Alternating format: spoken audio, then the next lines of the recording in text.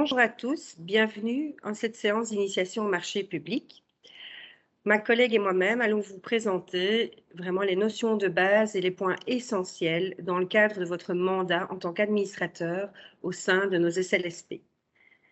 Donc ma collègue, Madame Ludivine Paquet, qui présentera certaines parties, et moi-même faisons partie de la direction des marchés publics. Alors, le déroulement du webinaire, donc nous commencerons la présentation plus ou moins d'une durée de 40 minutes. Il y aura une pause et il y aura une seconde partie également de plus ou moins 40 minutes. Une séance de questions-réponses tout à la fin. Alors, dès à présent, le chat est ouvert pour poser vos questions au fur et à mesure par écrit et nous essayerons, dans la mesure du possible, d'y répondre oralement tout à la fin. Alors, le contenu exact de ce webinaire va se dérouler en 13 points. Le premier point, nous allons vraiment survoler les bases légales. Ensuite, les grands principes qui vont de pair avec les bases légales des marchés publics. Une ligne du temps pour voir un petit peu par rapport à votre métier, donc votre fonction en qu'administrateur, où vous vous situez par rapport au marché public. Un zoom sur la description des besoins et du budget, l'objet du marché en lui-même, les procédures, la rédaction des documents, un zoom sur le conflit d'intérêts et les délégations de pouvoir, un zoom aussi sur le rapport d'analyse, l'attribution du marché, la tutelle, la commande, l'exécution en tant que telle du marché, un zoom sur les outils et à la fin, on vous fera un petit résumé sur vraiment les choses essentielles à retenir. On a voulu construire cette présentation comme un fil conducteur vraiment de la source de votre besoin jusqu'à la fin et la satisfaction de ce besoin par la commande via un marché public. Alors, les bases légales, il faut savoir que les marchés publics viennent de circulaires européennes, de la directive 2014. Alors, vous avez une première loi qui est vraiment la loi de base de 2016, qui reprend vraiment tous les aspects marché public. Et ensuite, elle est complétée par un arrêté royal donc, de 2017 qui concerne tout ce qui est la passation, donc le lancement de votre marché, l'analyse des offres.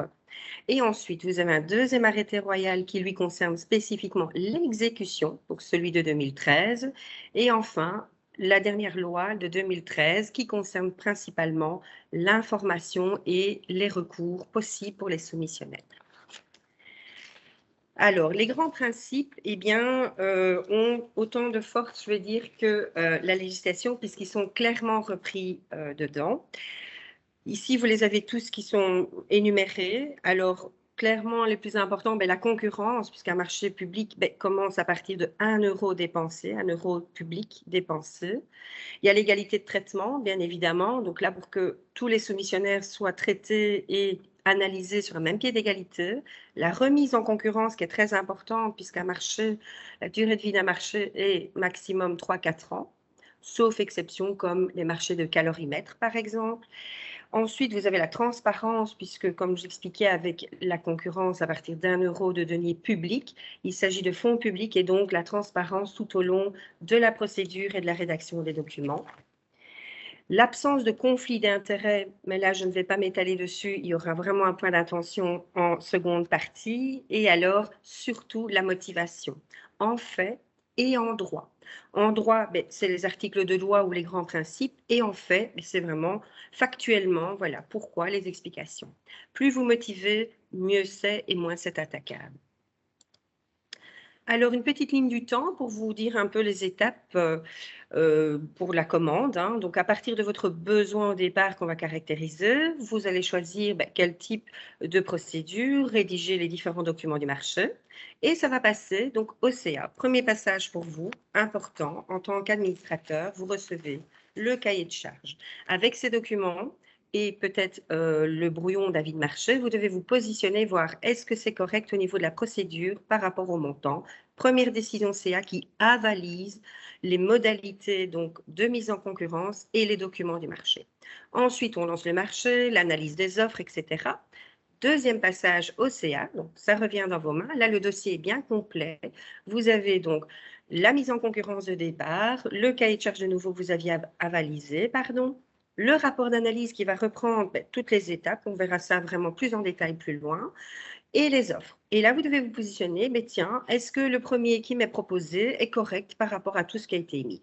Décision CA d'attribution du marché.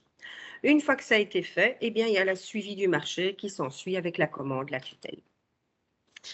Ensuite, nous allons faire un petit zoom sur le besoin et le budget. Première étape de notre ligne du temps, bien définir votre besoin avec précision. Pourquoi? Ça évite des difficultés lors de la rédaction déjà du cahier de charge et surtout des prescrits techniques, on y reviendra plus tard, mais aussi au niveau de l'exécution, de la satisfaction même de votre besoin. Ensuite, l'estimation doit être la plus réaliste possible. Vous allez me dire, oui, parfois c'est pas évident. Eh bien, le législateur a permis de faire une prospection, c'est-à-dire qu'on prend le téléphone ou le mail et on contacte quelques opérateurs économiques qui sont actifs dans le secteur. On leur demande, tiens, qu'est-ce qui se fait, qu'est-ce qui ne se fait pas, plus ou moins les fourchettes de prix par rapport à la durée, par rapport à votre besoin. Surtout pas de cahier de charges ni d'inventaire.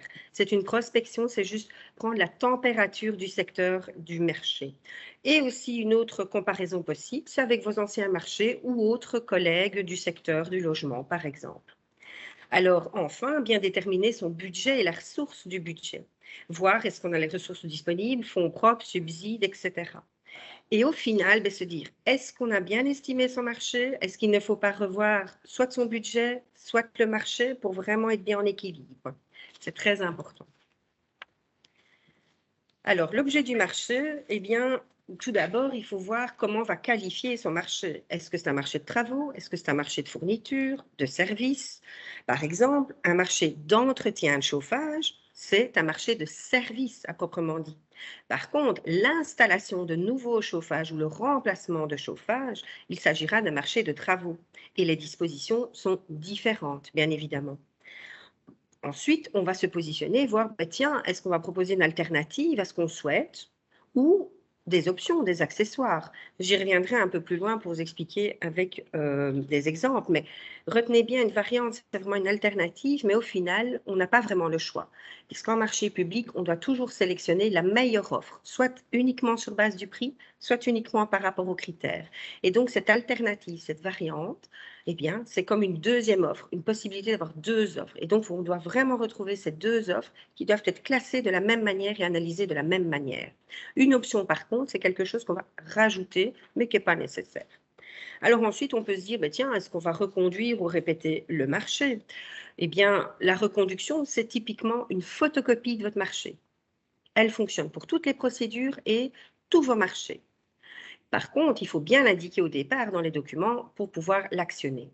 Une répétition, c'est un petit peu différent, c'est plus subtil. Là, on répète, si vous voulez, quelque chose qui a été fait initialement et dont on est content. Il faut aussi le prévoir au début du marché, mais ça doit rester similaire. C'est-à-dire, si vous faites des logements, X logements, il faut que ce soit aussi X logements qui sont très similaires.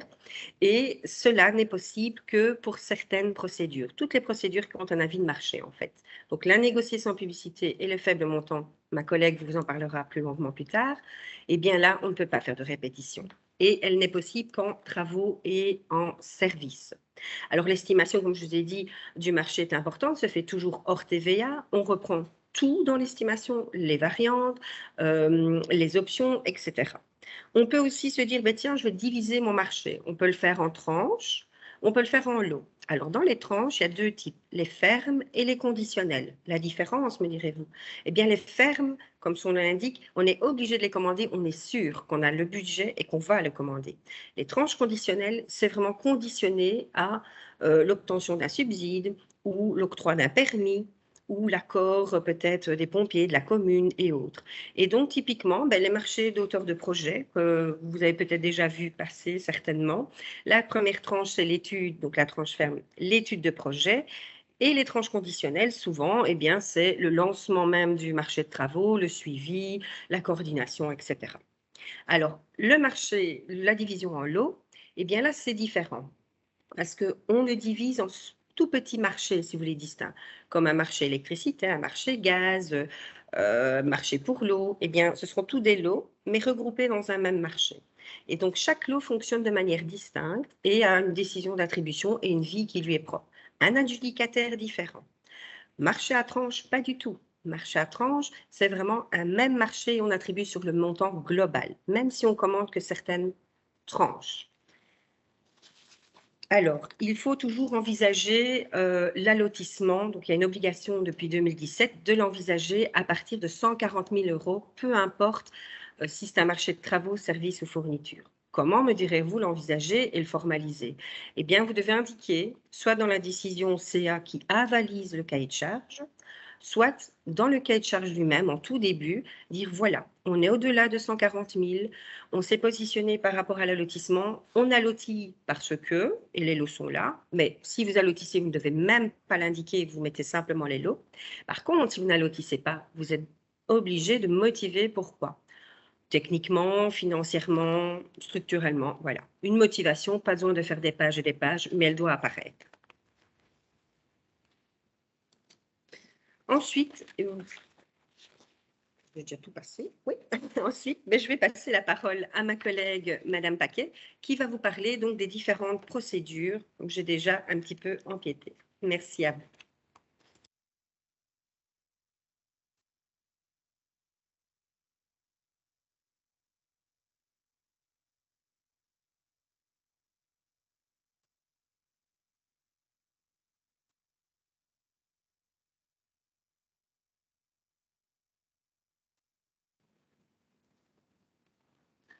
Voilà, bonjour à tous. Moi, je m'appelle Ludivine Paquet, donc je fais également partie de la direction des marchés. Et donc, mon rôle ici va être de vous citer et de vous expliquer les procédures qui se présenteront le plus souvent. Donc, il y a plusieurs procédures de passation. Il y en a que vous ne verrez probablement jamais. Par contre, je vais insister sur certaines qui passeront très certainement souvent lors de vos conseils d'administration. Donc, la première procédure, donc vous la voyez affichée là. Donc, une fois que vous avez déterminé l'objet de votre marché, que vous l'avez estimé, vous verrez qu'en général, le choix des procédures se fait sur base de l'estimation. Je parle en général parce que vous verrez plus tard que d'autres procédures se font sur base d'hypothèses qui sont vraiment prévues dans la réglementation.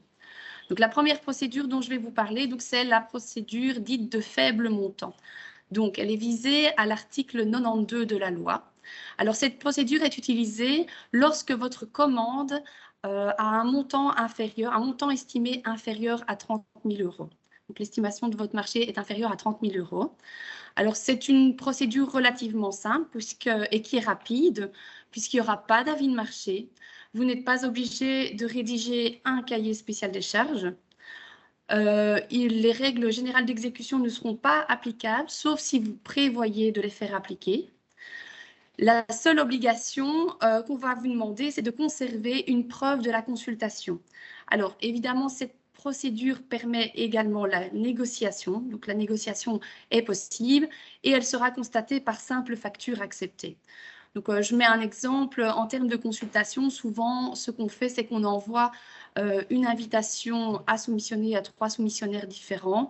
Ils ne sont pas obligés de remettre une offre. On peut aussi faire cette consultation sur base d'un site Internet en gardant justement la preuve des prix que vous avez pu observer sur Internet afin de rédiger le rapport. Alors, cette procédure est utilisée pour les marchés relativement simples et pour lesquels le descriptif ne doit pas être très important. Alors, j'ai parlé tout à l'heure des 30 000 €, donc la limite. Peut-être un point d'attention, si vous constatez donc au niveau du conseil d'administration que plusieurs commandes pour des fournitures ou des services similaires sont commandées pendant une durée d'1 an, si vous voyez que l'ensemble de ces commandes dépasse les 30 000 €, alors il faut peut-être être attentif à globaliser l'ensemble de ces commandes. Je donne un petit exemple.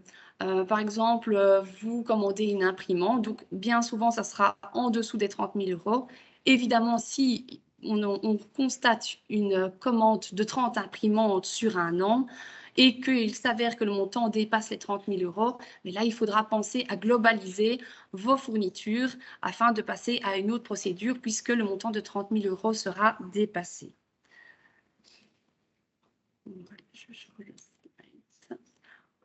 Alors, la procédure suivante dont je vais vous parler, c'est la procédure négociée sans publication préalable. Donc, celle-ci est visée à l'article 42. Alors, c'est une procédure d'exception comme pour la simple facture acceptée. Alors, qui dit procédure d'exception, les hypothèses pour lesquelles on peut l'utiliser doivent être prévues par la réglementation. Et elles sont d'interprétation stricte, et donc il n'est pas question d'y recourir comme on le veut. Et comme c'est une procédure d'exception, il va falloir la motiver également. Alors, dans le cadre de cette procédure, il n'y aura pas d'avis de marché non plus. Donc, il y aura par contre un cahier spécial des charges à rédiger. Dans le cadre de cette procédure, on peut prévoir des reconductions, donc le faire sur 1 an avec une possibilité de reconduction, mais ça doit être indiqué dans le cahier spécial des charges. Alors, les avantages de cette procédure, c'est que c'est une procédure qui est relativement rapide puisqu'il n'y a pas d'avis de marché à passer, à publier. Vous pouvez choisir vos soumissionnaires chez qui vous allez demander une remise de prix. Et vous n'êtes pas obligé, par conséquent, de prévoir une sélection qualitative. Alors, dans quelles hypothèses cette procédure peut être utilisée? Alors, la plus fréquente, c'est quand le montant de votre dépense est inférieur à 140 000 € hors TVA. Donc, quand je parle de dépenses ici, il faut être attentif que si en cours de passation, l'offre du moins 10 ans est d'un montant supérieur à 140 000 €, alors il faudra soit renégocier pour que le montant passe en deçà de 140 000 €, ou soit il faudra relancer la procédure par une procédure ouverte ou une procédure négociée directe avec publication préalable dont je vais vous parler après, puisque finalement le montant de départ avait peut-être été mal estimé. Alors il y a d'autres hypothèses aussi qui sont visées par l'article 42 et pour lesquelles on peut utiliser la procédure négociée sans publication préalable, même si le montant est supérieur à 140 000 €. Donc là, je vous les ai cités. Je vais peut-être juste... vous voyez un petit listing ici. Je vais juste peut-être parler de l'urgence impérieuse. Parce que l'urgence impérieuse, ce n'est pas une simple urgence. Donc, il va falloir démontrer que les délais de publicité des autres procédures n'ont pas pu être respectés. Alors, on peut l'utiliser dans le cadre de l'urgence impérieuse. Ça a été le cas notamment pour les inondations en juillet. On peut l'utiliser aussi quand aucune offre n'a été reçue dans le cadre d'une première procédure qui aurait été passée par procédure ouverte ou restreinte. Alors, vous verrez en allant relire l'article 42 que toutes les hypothèses du recours à cette procédure sont citées, mais donc moi, j'ai juste cité les plus importantes. Alors, la procédure suivante, donc ça, c'est une procédure un peu entre la procédure ouverte et la procédure négociée sans publication préalable, puisque c'est une procédure négociée, et donc on peut négocier, mais seulement après publication d'un avis de marché. Attention que depuis le 1er janvier 2020, cette procédure doit être électronique. Donc, on a déjà vu passer certains marchés qui parfois n'ont pas été passés de manière électronique alors que c'est dorénavant obligatoire. Et la BAFO également, parce que c'est vrai qu'ici, dans ce cadre-ci, il y aura une négociation. La négociation est possible. Et donc, pour la BAFO, il faudra également qu'elle soit absolument déposée de manière électronique. Alors, cette procédure est en une seule étape. Une seule étape, ça veut dire que vous aurez la sélection qualitative et l'analyse de l'offre qui seront faites en une seule fois. La répétition est possible, mais oui, la répétition est possible dans le cadre de ces procédures, contrairement à ce qui avait été prévu pour la procédure négociée sans publication préalable. Alors, elle est intéressante, cette procédure, parce qu'elle est plus rapide que la procédure ouverte, puisqu'ici, on a un délai uniquement de 22 jours, mais qui peut être raccourci à 17 jours dans le cadre de la procédure électronique. Et alors, elle peut être utilisée pour les marchés de services et de fournitures dont le montant est estimé à en dessous de 215 000 €. Donc, ça veut dire que vous pouvez aller jusqu'à 215 000 €. Et pour les marchés de travaux, vous pourrez aller jusqu'à 750 000 €. La procédure suivante, donc ça, c'est la procédure normale, je dirais. En tout cas, ce n'est pas une procédure d'exception comme la procédure restreinte. On peut l'utiliser comme on le souhaite. Donc, cette procédure ouverte va se dérouler en une seule étape. Alors, une procédure électronique également qui est obligatoire. Par contre, ici, on ne pourra pas négocier.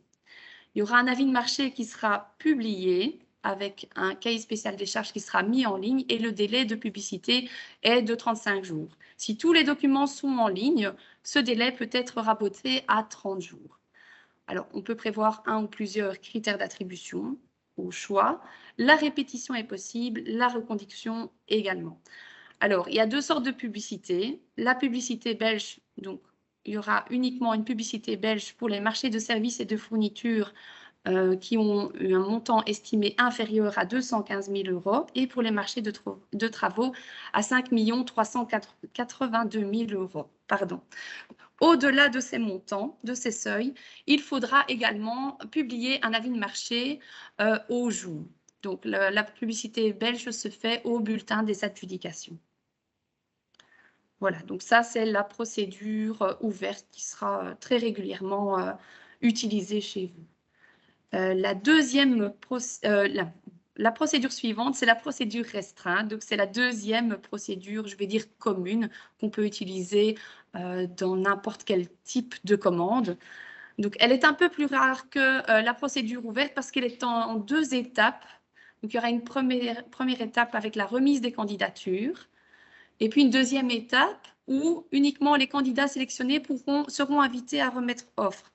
Donc, elle est moins utilisée parce que souvent, elle est plus longue puisqu'il y a un double délai de 30 jours. Donc, 30 jours pour le dépôt des candidatures électroniques. Et puis, une fois qu'on les a sélectionnés, un nouveau délai de 30 jours pour le dépôt des offres électroniques. Donc, comme pour la procédure ouverte, un avis de marché avec le cahier spécial des charges en ligne. Alors, cette procédure, on l'utilise parfois dans les gros marchés quand on risque d'avoir énormément d'offres parce que ça permet de faire une première sélection. Comme pour la procédure ouverte, on ne peut pas négocier les offres dans cette procédure et les reconductions, dont ma collègue vous a expliqué un petit peu les termes, les reconductions et les répétitions dans le cadre de cette procédure sont possibles, mais comme pour la procédure ouverte également, cela doit être indiqué à la base dans le cahier spécial des charges. Voilà. La dernière que je vais un peu aborder, mais qui sera moins courante également, c'est la procédure concurrentielle avec négociation. Donc, ça, c'est sur base de l'article 38. Alors, comme pour la procédure restreinte dont je viens de parler juste avant, elle est également en deux étapes avec un double délai, un avis de marché publié.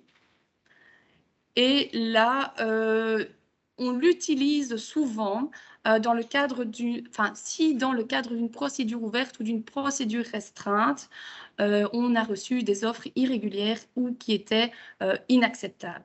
Et dans ce cas-là, si on reprend tous les soumissionnaires qui avaient été sélectionnés lors de la première procédure, on n'est pas obligé de passer un avis de marché. Donc voilà, je dirais que nous, ce qu'on voit passer, l'utilisation de cette procédure, c'est principalement à la suite d'une procédure ouverte ou d'une procédure restreinte quand il y a eu des offres irrégulières ou qui étaient inacceptables. Voilà. Je pense que là, je vous ai un peu balayé. Vous verrez qu'il y a d'autres procédures également, mais que je n'ai pas abordées ici et qui sont visées par la réglementation. Et ça a été un choix de ne pas les aborder puisque vous les utiliserez moins dans le cadre de votre mandat d'administrateur, mais il faut savoir qu'elles existent. Voilà, je propose peut-être de faire une petite pause de 10 minutes et alors on vous expliquera par la suite les différents documents du marché. Voilà. À tout à l'heure. Bonjour. Alors, on a déjà vu sur le chat qu'il y avait déjà quelques questions, mais vous allez déjà pouvoir trouver des réponses à vos questions dans la deuxième partie de l'exposé. Et pour le reste, on pourra y répondre, comme on l'a précisé, en toute fin de présentation. Alors, la première partie, elle s'attachait plus particulièrement aux généralités, donc les grands principes, les procédures que l'on peut utiliser et l'identification de votre besoin. Donc maintenant, on va rentrer un peu plus dans le vif du sujet. Et donc, on va parler un petit peu de la rédaction des documents du marché. Alors, qu'est-ce qui doit se retrouver dans le cahier spécial de charges? Vous vous souvenez que dans la ligne du temps, en général, le cahier spécial de charges, la majorité du temps, passe pour validation au conseil d'administration. Et donc, on va vous donner des petits trucs sur ce qui doit se figurer absolument au cahier spécial des charges. Alors, il peut être divisé en plusieurs parties. Donc, il y aura l'objet du marché. Donc, ça sera votre besoin, la détermination de votre besoin. Les clauses qui sont relatives à la passation du marché, les clauses qui sont relatives à l'exécution, les prescriptions techniques de votre besoin. Et alors, en général, il y a un formulaire d'engagement, un inventaire pour les services et les fournitures et un maîtrise pour les marchés de travaux. Donc, moi, je vais vous exposer les deux premières parties, donc l'objet et les clauses relatives à la passation. Et puis, je laisserai la parole à ma collègue qui poursuivra. Donc, voilà, au niveau des clauses relatives à la passation.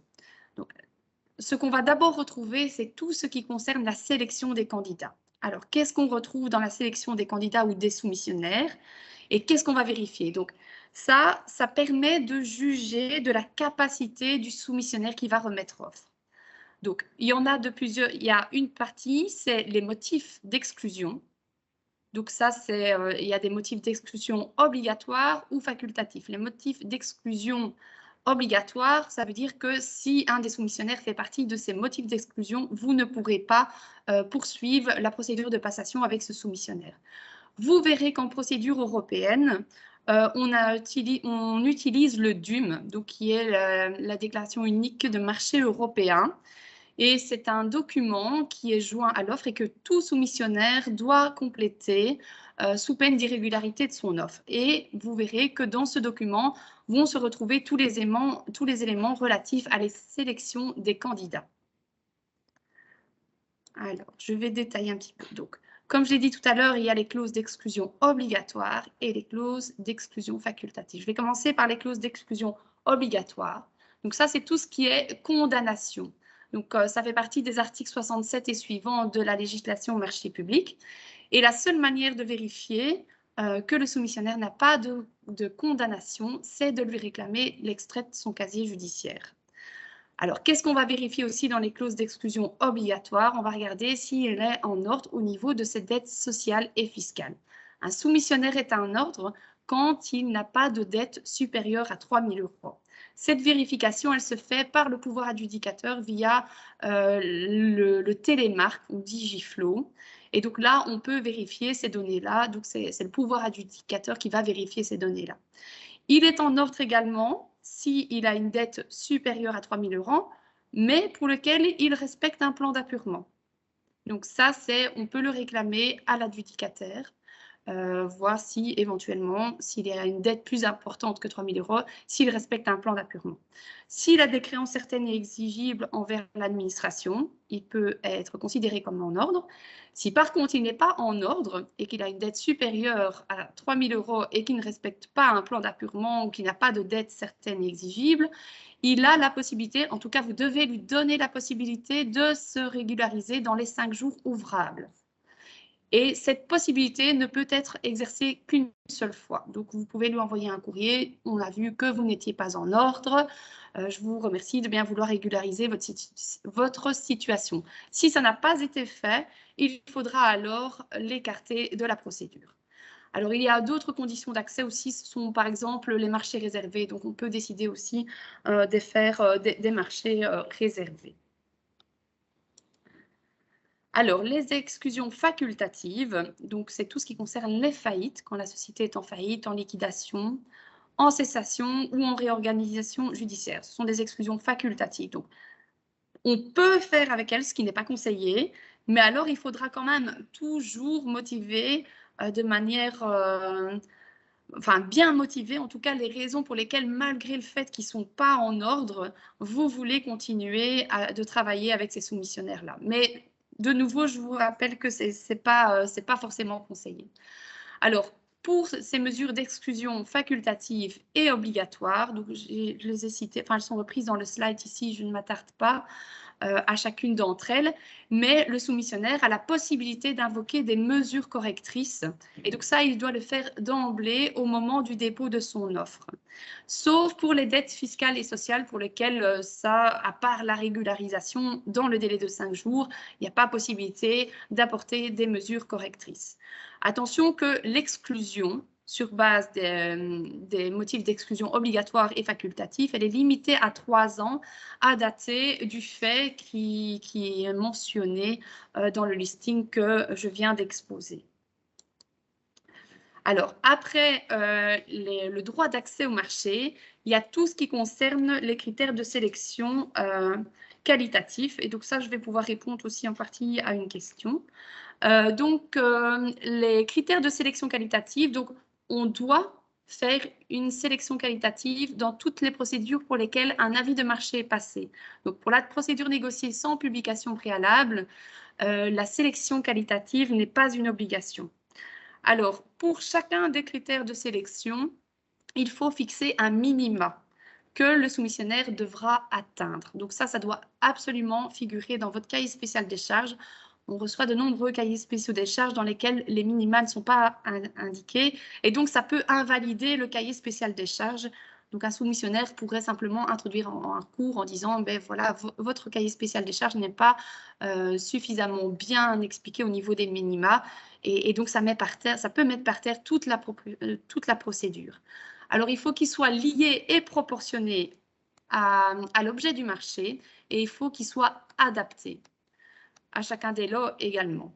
Alors, vous pouvez en fixer un ou plusieurs. Ces critères sont de 3 types. Donc, il y a le premier critère qui est relatif à la capacité à exercer l'activité professionnelle. Donc, c'est par exemple l'inscription sur l'ordre des architectes ou encore l'ordre des avocats si vous faites un marché avocat.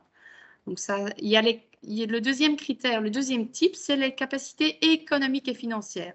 Alors ça, dans vos critères de sélection qualitatif, vous pouvez réclamer des ratios, des chiffres d'affaires, la preuve de l'assurance des risques professionnels. Alors, on peut réclamer une déclaration bancaire, c'est vraiment un choix du pouvoir adjudicateur, bien que, selon nous, cette déclaration bancaire n'a pas beaucoup d'intérêt. Et souvent, en plus, elle est payante. Et donc voilà. Mais c'est vraiment au choix du pouvoir adjudicateur. Et le dernier type de critère de sélection qualitative, c'est celui relatif à la capacité technique et professionnelle. Et là, on va analyser donc l'expérience du soumissionnaire,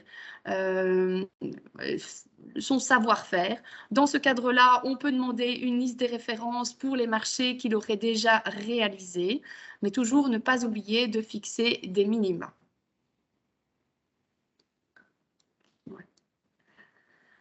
Alors, après donc, la sélection des candidats, donc les clauses d'exclusion, les critères de sélection qualitative, il va falloir fixer vos critères d'attribution.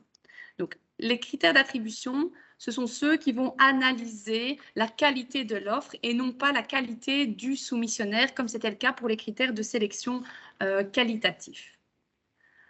Alors, ces critères d'attribution, il faut qu'ils soient fixés, tout comme les critères de sélection qualitative, dans le cahier spécial des charges. On ne peut pas les modifier par la suite. Donc, ça veut dire que si votre cahier spécial des charges a prévu des critères d'attribution, on ne pourra pas, en cours de passation, les modifier. Et ça relève du principe de transparence. Alors, il faudra pondérer au niveau, si c'est une publicité européenne, ces critères d'attribution devront être pondérés. Et pour les niveaux belges, on peut choisir soit de les pondérer, soit de choisir de les classer par ordre décroissant. Et s'il n'y a rien d'indiqué, alors tous les critères auront la même valeur. Alors, il existe 3 types de critères d'attribution sur lesquels vous allez évaluer votre offre. Donc, il y a le prix. Donc, ça, c'est juste une imprimante, par exemple, pour tel montant. Il y a le coût, qui est un mélange entre le prix et les autres coûts. Par exemple, là, ça va être déterminé par le prix de l'imprimante, mais par exemple, les prix relatifs au recyclage ou bien alors à la maintenance. Voilà, donc ça, c'est plus large que le prix. Et alors, il y a aussi le meilleur rapport qualité-prix. Alors ça sera un mélange de plusieurs critères d'attribution qui vont intervenir. Et donc, on analysera et on cotera les différents critères d'attribution qui ont été mis dans le cahier spécial des charges. Voilà. Voilà. Alors, qu'est-ce que vous verrez ensuite apparaître dans votre cahier spécial des charges? Ce sont toutes les modalités relatives au dépôt des offres ou des candidatures. Alors, vous verrez si c'est une procédure électronique, en majorité, sauf pour les procédures négociées sans publication préalable, ce sera toujours une procédure électronique. Si une visite des lieux est obligatoire ou non, la date limite de dépôt donc des offres ou des candidatures. Donc ça, il faudra l'indiquer dans le cahier spécial des charges aussi. Les documents que vous souhaitez qu'ils soient remis. Alors, vous expliquerez également comment une offre est valablement signée et le délai d'engagement sera également indiqué dans le cahier spécial des charges. Alors maintenant, ça sera les clauses, l'autre partie, ce seront les clauses qui seront relatives à l'exécution. Et là, donc, je vais laisser la parole à ma collègue qui va vous expliquer ça plus en détail.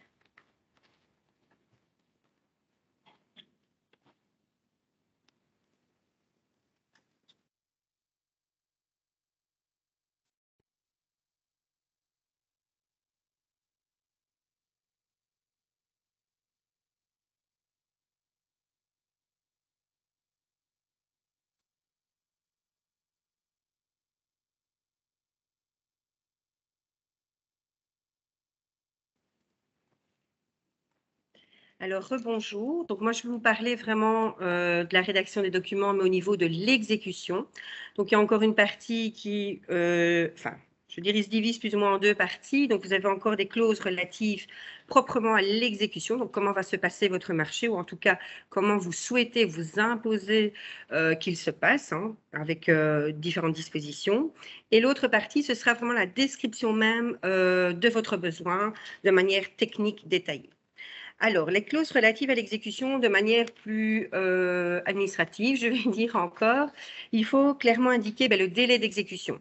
Soit vous l'imposez clairement, soit vous le mettez en critère, mais si vous le mettez en critère d'attribution, attention, très souvent, ça peut jouer un double jeu puisqu'il peut être pas très réaliste pour pouvoir gagner plus de points. Donc voilà, un délai d'exécution, en tout cas, souhaité maximal est toujours intéressant et même vivement conseillé. Alors, la clause sociale, le cas échéant, de formation ou une sous-traitance à une économie sociale ou une flexible, comme on appelle, c'est un mix des deux. Alors, la clause sociale n'est pas obligatoire en marché classique, sauf pour les marchés de travaux supérieurs à 1 million d'euros hors TVA en région wallonne. Alors, le cautionnement, donc est-ce qu'il y a un cautionnement ou pas? Le cautionnement est obligatoire, sauf dérogation, et sauf si le marché est inférieur à 50 000 euros. Donc là, typiquement, les marchés stock ou accord cadre, eh bien, on motive régulièrement qu'il n'y a pas de cautionnement parce qu'aucune commande successive ne dépassera 50 000 euros. Les modifications en cours d'exécution, donc les fameuses clauses de réexamen, ce fameux article 38 du deuxième arrêté que je vous ai présenté tout au début de la présentation, souvenez-vous. Donc là, c'est l'article 38, 38.1 et suivant. Il vous permet quoi? De faire des travaux complémentaires, la révision des prix, qui est obligatoire pour les marchés de travaux de toute manière, et certains marchés de services qui sont repris à l'annexe 1 de mémoire. Et vous pouvez aussi en rédiger vous-même dans le cahier de charge. D'ailleurs, nos modèles de cahier de charge SUL disponibles sur Internet, eh bien, ont déjà quelques clauses comme ça rédigées de manière claire et univoque, comme typiquement le remplacement de l'adjudicataire en cas de faillite ou même de PRJ très très avancé, mais surtout de faillite, pour pouvoir travailler en direct avec les sous-traitants qui sont déjà en place. Et ça, c'est important parce qu'on gagne beaucoup de temps comparativement à avant, où on devait faire des PV de carence, attendre que la faillite soit vraiment déclarée, qu'il y ait vraiment la reprise, de savoir est-ce qu'une société va reprendre ou pas. Donc là, on peut directement travailler avec les sous-traitants qui sont en place aux mêmes conditions et mêmes prix qui ont été établis dans le cahier de charge initialement. Alors, il y a eu une question tantôt sur le chat à propos des marchés accords cadres, donc marché stock anciennement. Sachez qu'un marché à bordereau de prix ou marché stock, comme on l'appelle, est un accord cadre. C'est la nouvelle appellation juridique claire. Et donc, l'accord cadre peut être, je fais une brève petite parenthèse, peut être soit avec un seul opérateur, soit avec plusieurs.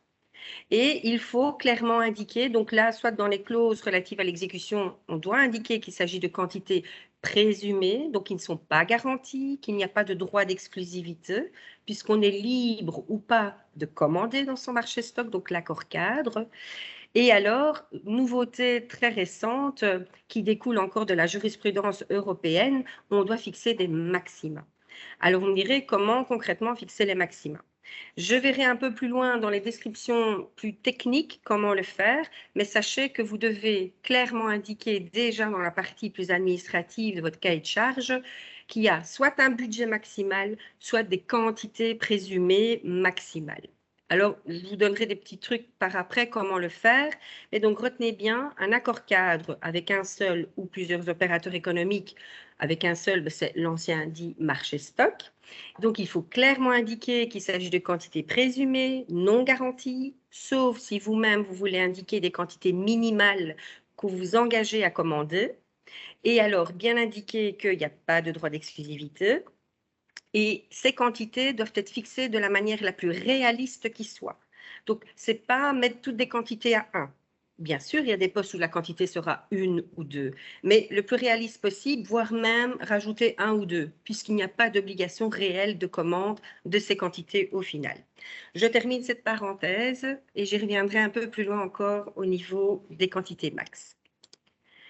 Alors, qu'est-ce qu'on va retrouver aussi? L'assurance. Donc, pour les marchés de travaux, typiquement, ou même d'auteurs de projets, ils doivent être couverts d'une assurance, en tout cas avant le début du chantier.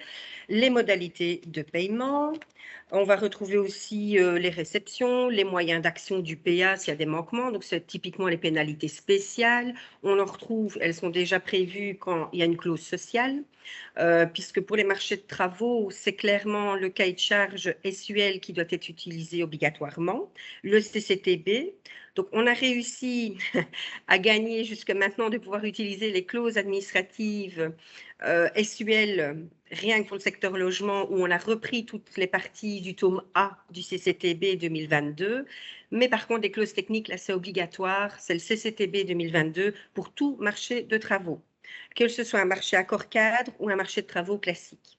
Donc là, s'il n'est pas en bon format, il y a déjà un vice au niveau de votre marché et il risque tout bonnement d'être recalé chez nous ou voire même annulé si ce n'a pas été passé en bonne et due forme au niveau de la tutelle, je veux dire préalable, entre guillemets, au niveau de l'autorisation de mise en concurrence qui se fait. Mais là, c'est la partie de mes collègues au niveau de la direction territoriale. Alors, les prescrits techniques en eux-mêmes, eh bien là, on va décrire vraiment le besoin. Comme j'expliquais tout à l'heure, au tout début de cette présentation, c'est important de bien caractériser le besoin de manière textuelle, mais là, au niveau technique, eh bien, on va être un peu plus succinct, mais on va surtout expliquer comment et ce qu'on attend réellement, les dimensions, la profondeur, la caractéristique technique vraiment, poste par poste, pour que les choses soient bien claires. Et donc là, pour un marché stock, anciennement accord cadre actuel, donc au niveau juridique, eh bien, les quantités présumées, vous avez la possibilité soit de laisser vos quantités présumées réalistes, et de faire une colonne à part pour mettre des quantités maximales, et donc vous avez une fourchette, soit de directement indiquer des quantités présumées mais maximales, ou de dire qu'elles sont maximales, c'est-à-dire que vous n'irez pas au-delà. Pour aller au-delà, là, on rebascule dans les clauses de réexamen, c'est-à-dire de modification de marché en cours d'exécution. C'est tout à fait différent. Que là, vous les prévoyez dès le départ, ça rentre dans votre estimation, parce que pour l'estimation d'un accord cadre, on prend la quantité maximale. Ou alors, si vous ne souhaitez pas vous figer par des quantités maximales poste par poste, vous pouvez laisser vos quantités présumées et établir un budget maximal de commande qui sera supérieur forcément au total des quantités présumées estimées. Mais ça doit clairement apparaître. Et dans l'inventaire, je dirais, mais surtout dans le cahier de charge au niveau des prescrits techniques et même avant quand on parle des quantités. Quel type de quantité? Est-ce que c'est des présumés, forfaitaires, etc.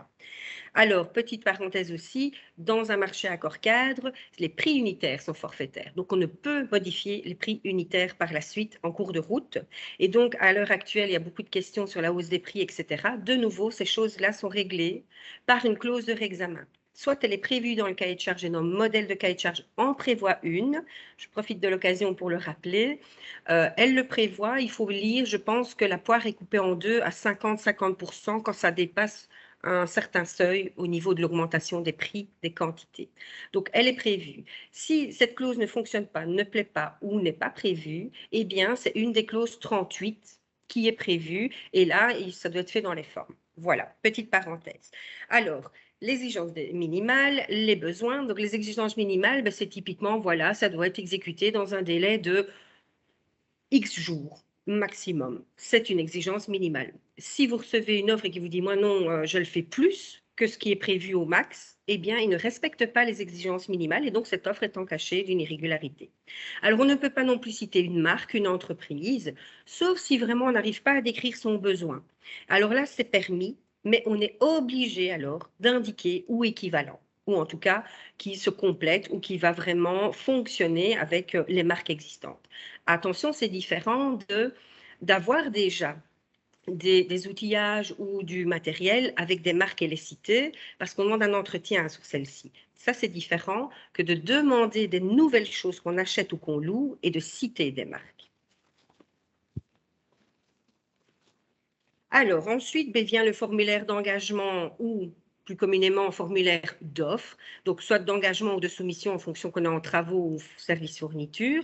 Que reprend-il? Eh bien, c'est un document standardisé qui reprend les coordonnées du soumissionnaire, bien complètes, avec le numéro du RIB, donc les coordonnées bancaires, la TVA, etc., le prix total, bien évidemment, s'il y a de la sous-traitance ou pas, la signature, les documents à joindre. Donc, comme ma collègue vous a expliqué, et vous expliquera peut-être encore par la suite, la signature, eh bien, si c'est un format électronique au niveau des offres, eh bien, il y a un PV de dépôt électronique, la signature est électronique, elle signe tous les documents, mais dans le cadre encore de certaines procédures papier, eh bien, les signatures doivent être vérifiées dans le formulaire d'engagement et dans le maîtrise l'inventaire.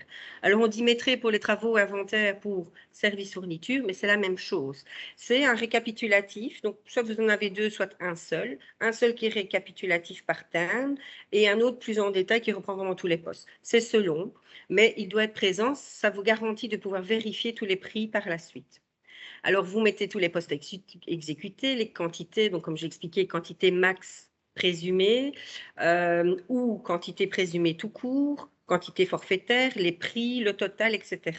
Et tous les autres documents que vous pourriez imposer, comme des fiches techniques, par exemple, qui sont liées à certains pour vraiment voir la qualité et être certain qu'ils vont respecter le prescrit que vous avez décrit au niveau de la fourniture. Typiquement pour les toitures, si vous demandez certains formats de tuiles, d'épaisseur ou autre, eh bien, la fiche technique vous aidera à vérifier, ben oui, OK, il a vraiment ce matériel en stock. Alors, maintenant, passons un peu à toute autre chose. Donc, nous allons terminer avec la rédaction des documents en eux-mêmes, donc le cahier de charge. Je vais faire un focus sur les conflits d'intérêts. C'est vraiment un point important, tant au niveau du regard des soumissionnaires, mais là, c'est les agents qui vont vraiment regarder lors de l'analyse des offres. Non, moi, je vais vous parler du conflit d'intérêts et de la délégation qui vous concerne en tant qu'administrateur. Alors, le conflit d'intérêts, c'est quoi? C'est soit en exécution, en passation du marché, enfin, à tout moment, quand vous sentez que vous pouvez vous pouvez agir personnellement, directement, indirectement, par personne interposée, que vous avez un lien, soit de parenté, soit une alliance quelconque, soit par alliance aussi, ou alors que vous êtes actionnaire d'une partie importante d'un des soumissionnaires, ou que vous l'avez été récemment, ou vous avez travaillé de près ou de loin pour un des soumissionnaires dans les 2 ans, eh bien, vous devez en avertir le conseil, surtout le président, avant séance. Et c'est pour ça que l'ordre du jour des séances du CA sont très importants. Parce que, et peut-être de manière détaillée, dire voilà les différents soumissionnaires. Parce que comme ça vous permet de dire, ah tiens, moi ce soumissionnaire, ok, j'ai fait une étude pour lui en tant que consultant, ou j'ai siégé à l'administration il y a un an. Là, il y a conflit d'intérêts. Qu'est-ce qu'on fait? Eh bien, on présente ça au président et avant le début de séance, donc le président a vraiment un rôle essentiel, et dit voilà, est-ce que quelqu'un se trouve dans un conflit d'intérêts ou une suspicion? Si vous n'êtes pas trop sûr, vous en discutez collégialement avant vraiment de prendre les décisions et de prendre connaissance du marché en lui-même et des résultats et autres. Et on se récuse. Donc, on se retire temporairement et puis on revient. Voilà. Et tout cela, c'est très important parce que ça peut aussi vicier le marché par la suite. Si un des concurrents, avant que, tiens, au CA, il y a une telle personne qui siégeait et je sais qu'il siégeait aussi dans un des soumissionnaires, eh bien, peut intenter un recours aussi, puisqu'il y a un conflit d'intérêts flagrant et donc la procédure de passation est viciée en elle-même, puisque au final, le deuxième passage, la décision d'attribution vous revient. Et donc, c'est pour vraiment éviter la distorsion de concurrence et assurer une égalité de traitement et une transparence vis-à-vis de tous les soumissionnaires. Alors, la délégation de pouvoir, juste 2 mots, eh bien, c'est vraiment y penser. On arrive bientôt pour les vacances, où ça peut être en tout temps. Eh bien, si vous savez que certaines personnes du CA ne vont pas être là ou que ça va être assez difficile, ou voilà, les marchés doivent se poursuivre.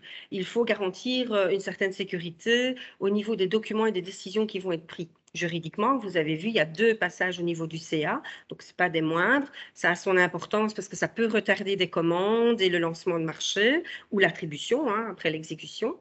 Et donc, c'est important d'y penser. Voilà, OK, on donne délégation, soit de se dire pour tous les marchés qui sont inférieurs à un certain montant, que c'est le comité de direction, par exemple, ou le directeur ou la directrice gérante avec signature du président, par exemple, ou d'un autre membre.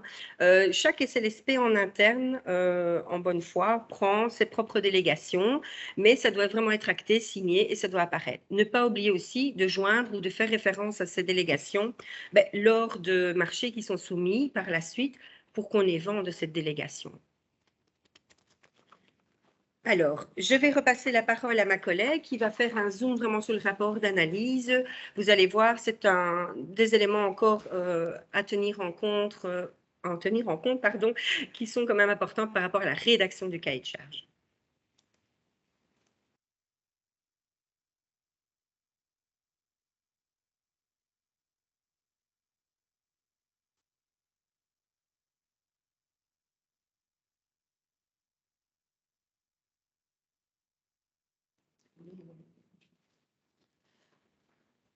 Voilà, mais donc moi je vais m'attacher à faire un petit zoom sur le rapport d'analyse.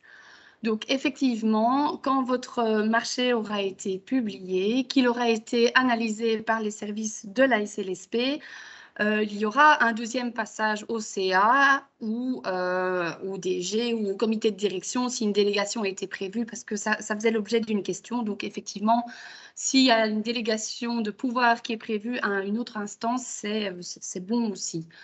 Donc voilà, alors quand vous allez voir un rapport d'analyse passé pour l'attribution de votre marché, donc je vais vous citer les choses qui doivent se retrouver dans le rapport d'analyse et si un des éléments manque, ça doit attirer votre attention.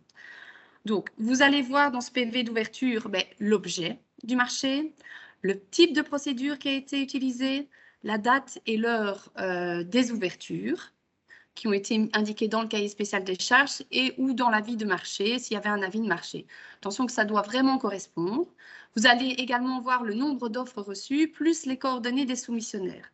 Alors, un petit truc, c'est pour les procédures électroniques, donc toutes les procédures que j'ai citées préalablement, sauf la simple facture acceptée et la procédure négociée sans publication préalable, il y a un PV qui est généré par e-tendering, donc c'est bien de le joindre au rapport d'analyse, comme ça vous avez toutes les données qui sont reprises dans ce document. Alors, après le PV d'ouverture, on doit avoir l'analyse du droit d'accès et de la sélection qualitative.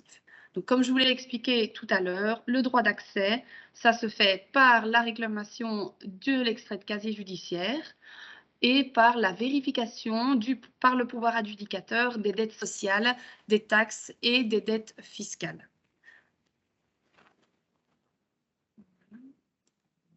Voilà. Il y aura aussi le paragraphe sur la sélection qualitative. Donc, par rapport à la sélection qualitative, il va falloir vérifier que le soumissionnaire qui est pressenti pour être adjudicataire va en tout cas disposer de tous les documents qui vont permettre de vérifier qu'il atteint le minimum que vous avez indiqué dans votre cahier spécial des charges. Donc, il faudra reprendre le cahier spécial des charges et vérifier que le prestataire qui sera pressenti remplit tous ces minima. Attention à l'agréation si c'est un marché de travaux, donc il faut une agréation pour des marchés de travaux qui sont supérieurs à 50 000 € en catégorie et 75 000 € en sous-catégorie. Alors, le document unique de marché européen, comme je vous l'ai expliqué tout à l'heure, c'est un document qui a été fait dans le cadre de la simplification administrative. Donc, en général, ce qui se passe, c'est que pour les procédures européennes, ils remettent ce document. Il y a une première vérification qui est faite sur base de ce document. Et puis après, le pouvoir adjudicateur doit vérifier tous les éléments que le soumissionnaire a indiqués dans le DUM. Et donc ça, on fait ça pour le premier classé. Alors, après le droit d'accès, la sélection qualitative, il y a le point sur la régularité des offres. Alors, la régularité des offres, on va voir si l'offre a été correctement rédigée comme le cahier spécial des charges l'a demandé. Est-ce qu'il y a un formulaire d'engagement? Est-ce que le maîtris a été correctement complété? Le formulaire, est-ce qu'il a été correctement complété? Est-ce qu'il est signé? Est-ce que les personnes qui ont signé ont bien mandat de signature pour pouvoir engager le soumissionnaire qui a remis offre? Alors, pour les procédures électroniques, en général, la personne qui a signé avec sa carte d'identité est indiquée dans le procès verbal d'ouverture, donc l'opening report qui est sur e-tendering. Et donc, il va falloir simplement vérifier les mandats de signature. Alors, il va falloir voir aussi que l'offre respecte la législation des marchés publics, du droit environnemental et du droit du travail. Et il faudra vérifier aussi que tout ce qui a été indiqué dans le cahier spécial des charges, même au niveau des prescriptions techniques, sont conformes. Donc, que votre besoin est conforme à ce que vous avez demandé. Si ce n'est pas le cas, l'offre pourra être déclarée comme irrégulière et donc écartée. Alors, bien ensuite, l'analyse des critères d'attribution. Donc, comme pour les critères de sélection qualitative, vous avez fixé dans votre cahier spécial des charges les critères sur lesquels vous alliez évaluer votre offre. Donc, c'est soit le prix uniquement, et donc là, le marché sera d'office attribué au soumissionnaire qui a remis l'offre la moins chère. Si par contre, vous avez fixé plusieurs critères d'attribution, il y avait une question par rapport à ça dans le chat. Donc, ce n'est pas forcément le moins cher qui obtient le marché. Si c'est une procédure multicritère, donc avec un prix en critère 1, par exemple, et une note méthodologique ou bien quelque chose qui a trait à la qualité de l'offre en critère numéro 2, on analysera aussi, on cotera et on motivera les cotations qui ont été données pour chacun des critères. Et donc, c'est l'ensemble de ces critères qui feront que l'offre qui sera sélectionnée sera la meilleure offre, mais d'un point de vue rapport qualité-prix. Donc, toujours se référer à ce qui a été indiqué dans le cahier spécial des charges, dans l'avis de marché, voir si la méthode qui a été indiquée dans le cahier spécial des charges a bien été appliquée dans votre rapport d'analyse et si la pondération qui avait été préalablement fixée est bien respectée, etc. Est bien respectée également. Alors, attention que le simple fait de mettre des cotations, ce n'est pas suffisant. Il faut vérifier qu'il existe une motivation également au niveau des cotisations pour chacun des critères d'attribution. Un point sur lequel il faut être attentif parce que au niveau des recours, c'est vraiment une tarte à la crème, donc c'est la vérification des prix. La vérification des prix, elle a un intérêt dans le sens où ça va vous permettre de vérifier que le soumissionnaire qui a remis offre ne donne pas des prix qui sont soit astronomiques ou soit qui sont anormalement bas et qui donc il n'a pas forcément bien compris votre besoin. Alors, la première rectification, ce sont toutes les rectifications matérielles. Donc, on va vérifier toutes les erreurs matérielles et pour ce faire, on va essayer de rechercher l'intention du soumissionnaire. Donc, ça, c'est le pouvoir adjudicateur qui va le faire lui-même. Donc, la vérification des erreurs matérielles et la vérification des erreurs arithmétiques. Donc, ça, c'est la première vérification des prix. La deuxième, on va vérifier si tous les postes ont été complétés. Parfois, il y a des postes omis. Il y a un article qui parle du fait de comment on fait avec les postes omis. Donc, il y a une formule qui est toute faite pour permettre de compléter les postes omis. Et ensuite viendra la vérification des prix globaux et unitaires. Donc, la vérification des prix, elle s'effectue dans tous les types de marchés et peu importe la procédure utilisée. Alors, il y a juste une petite particularité pour les marchés de travaux. Parce que pour les marchés de travaux dont le montant de l'offre est soit supérieur ou inférieur à plus de 15% de la moyenne de l'ensemble des offres, on considère d'office, il y a une présomption d'anormalité de prix. Et dans ce cadre-là, donc uniquement pour les marchés de travaux et quand il y a au moins 4 offres, vous serez obligé d'interroger le soumissionnaire afin de lui demander des justifications sur ces prix. Une autre condition aussi, enfin une autre présomption d'anormalité de prix, ce sont les postes à zéro. Donc si dans votre inventaire ou dans votre maîtrise, vous voyez des postes à zéro, le Conseil d'État a considéré que c'était des postes, que ce sont des prix anormaux et donc vous devez également interroger le soumissionnaire. Sinon, dans les autres cas, c'est le pouvoir discrétionnaire du pouvoir adjudicateur d'interroger les soumissionnaires s'il constate qu'un prix est anormalement bas ou anormalement haut. Une fois que vous avez interrogé votre soumissionnaire, vous allez recevoir les justifications. Et alors là, sur base de ces justifications, il va falloir motiver l'acceptation ou le refus des justifications de prix. Donc, le simple fait de dire j'ai reçu les justifications des prix, les prix me semblent normaux, ce n'est pas suffisant. Il va falloir expliquer dans le rapport d'analyse, en tout cas ça doit apparaître dans le rapport d'analyse, les raisons pour lesquelles ce prix est finalement normal ou anormal. S'il est anormal, alors l'offre devra être écartée. S'il est normal, on peut évidemment le conserver. Et attention que dans le cadre de la demande des justifications de prix, si le soumissionnaire modifie son offre, il ne peut pas la modifier et donc il sera écarté. Une fois que vous avez fait toutes ces étapes de vérification, vous aurez alors le classement final de vos offres régulières qui vous permettront de sélectionner votre ou vos adjudicataires en fonction de si c'est une procédure avec un ou plusieurs adjudicataires. Et ensuite, après toutes les vérifications qui ont été faites, vous aurez dans le rapport d'analyse la proposition d'attribution. Donc la proposition d'attribution, ça sera la conclusion le résultat de votre analyse. Et donc, qu'est-ce qu'on va y retrouver? Les coordonnées de l'adjudicataire ou des adjudicataires en fonction de la procédure, enfin, si c'est un accord cadre à plusieurs adjudicataires ou pas. Le montant total de l'offre. Attention que ce montant total doit être TVA, hors TVA et TVA comprise. Et il doit comprendre le montant de la clause sociale, le montant des options. Et alors, vous devez indiquer si l'offre qui a été retenue est l'offre de base ou bien si c'est la variante dans le cas où vous auriez prévu des variantes. Voilà. Maintenant, on va en arriver à la décision d'attribution en tant que telle. Et ça, je vais repasser la parole à ma collègue.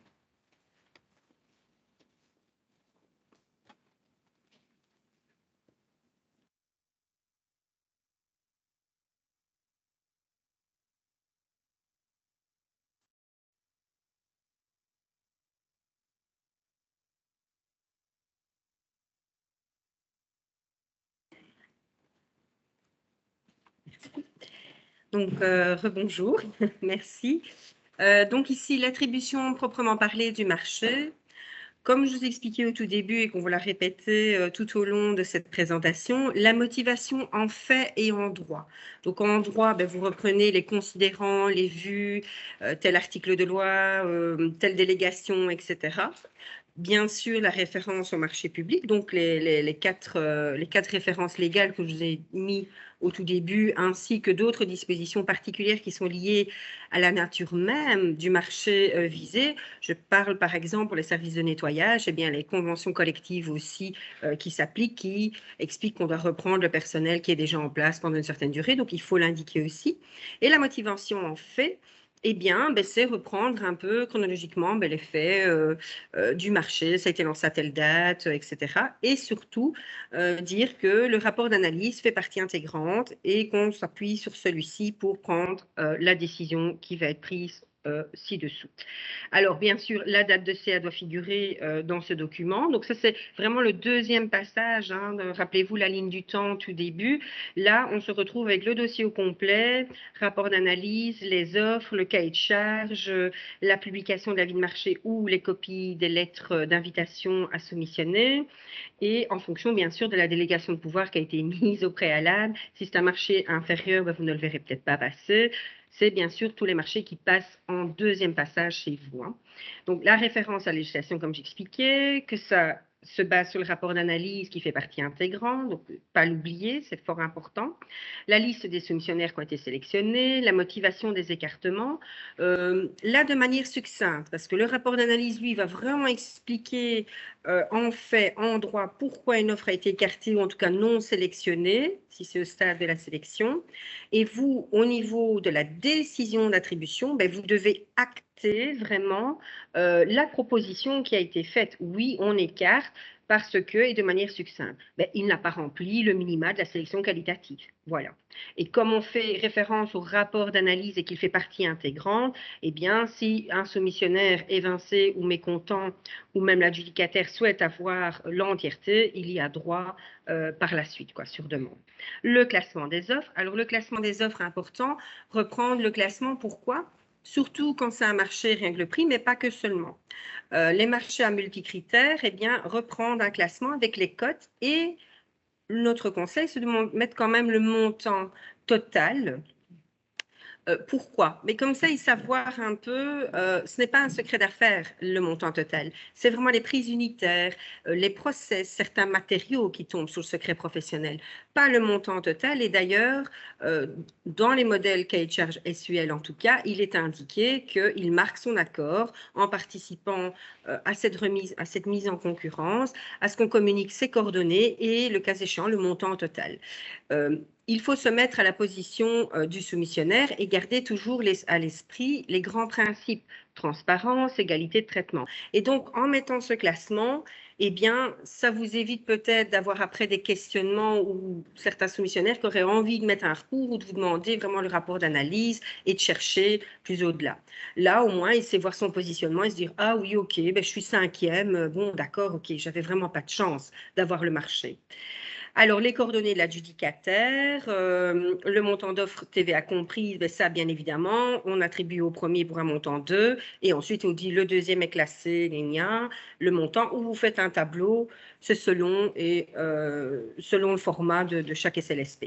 Et alors, les autres éléments qui pourraient venir aussi dans votre décision. En tout cas, votre décision d'attribution, et ça on le voit parfois souvent, les montants ainsi que les écartements et autres doivent être, je ne vais pas dire identiques, mais si, ils doivent reprendre les éléments qui ont été indiqués dans la proposition d'attribution que ma collègue vous a expliqué. Donc, à la fin du rapport d'analyse, vous avez une proposition d'attribution. Donc, il faut se positionner par rapport à celle-ci et reprendre les mêmes éléments. Si un montant diffère, eh bien, il faut s'interroger, tiens, comment ça se fait qu'on n'a pas les mêmes montants? Il y a peut-être eu encore une négociation entre-temps.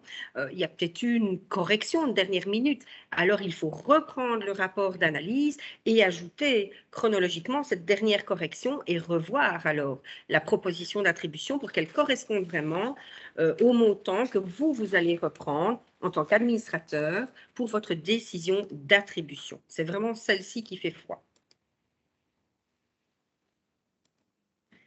Alors, une fois que la décision d'attribution a été prise, ça a été voté, le dossier est à transmettre au niveau de la tutelle. Alors, la tutelle s'exerce, donc les montants ont été modifiés récemment. Il y a une circulaire d'ailleurs qui a été émise par la SUL pour rappeler les nouveaux seuils et quelques éléments essentiels dont, comme ma collègue pardon, vous la rappelez à plusieurs reprises, les minima en sélection qualitative, l'obligation d'utiliser le CCTB pour les clauses techniques en marché de travaux, etc., etc.